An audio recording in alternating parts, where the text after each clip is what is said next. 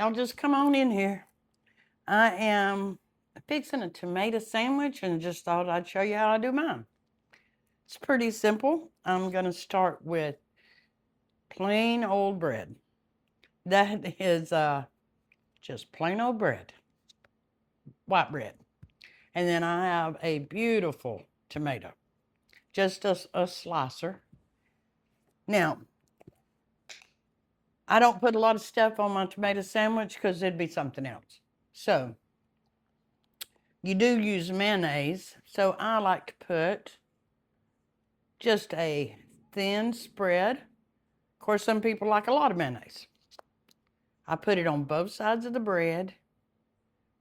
And now the mayonnaise not only makes it taste good, but it also, because the tomato's got all that juice in there, the fat in the mayonnaise actually helps not let the bread get so soggy. So, got my bread done. Now all I'm going to do is cut this pretty tomato in a couple of slices here. Now I like them cut kind of thin.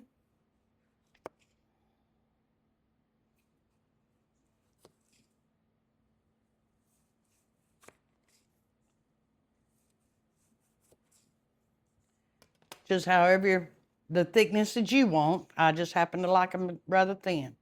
Now this is a pretty big tomato, so I'm not going to have a whole lot. So I only need a couple of pieces for this.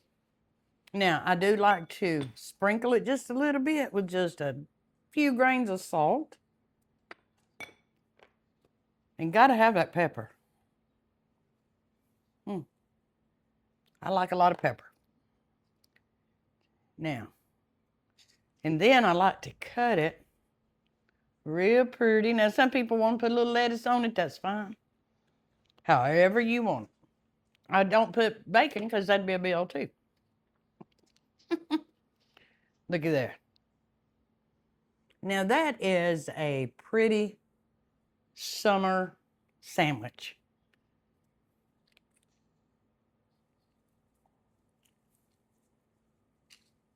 And it's terrific.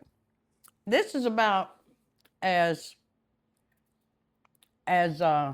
inexpensive, especially if it's straight out of your garden. And if you're gonna grow anything, I'd suggest tomatoes, if you like tomatoes.